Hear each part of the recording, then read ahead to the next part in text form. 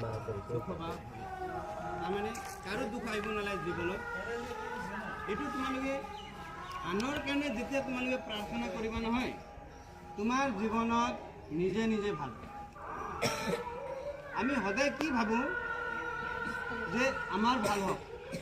আমাৰ পৰিয়ালৰ ভাল হওক